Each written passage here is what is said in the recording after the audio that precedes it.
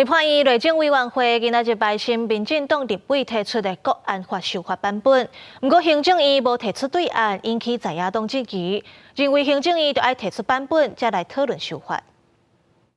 这显然非常重大的国安漏洞嘛，应该要办特殊查核，没有办特殊查核，就搞到去泄密给共匪。提出民进党内涉及强谍案例。民众党团总调黄国昌质疑，集中到守护国家安全的决心。因为初一立法院内政委员会审查几回民进党立委提出的9个国家法的修法版本，不过行政院无提出对案。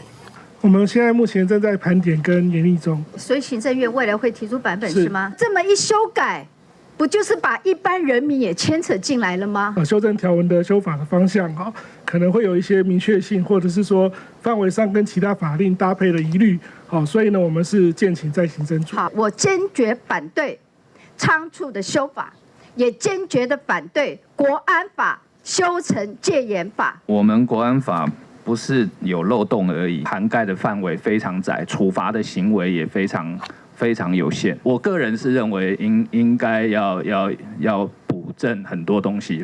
最近中华学会甲中共党政机构合办征文比赛，互立委会认定违法。北一路国文老师吴桂枝转发比赛信息，也遭到检举，互吴桂枝批评立委会营造文字格的气氛。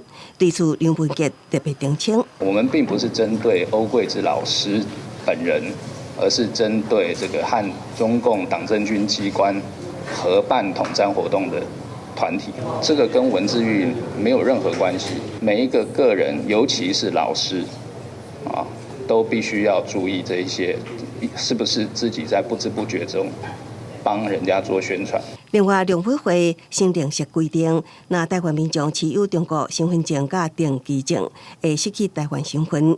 刘文杰表示，中共利用各种证件，和台湾人民的身份认同无清楚，所以政府要注意甲反制，需要有所作为。公视新闻采访报道。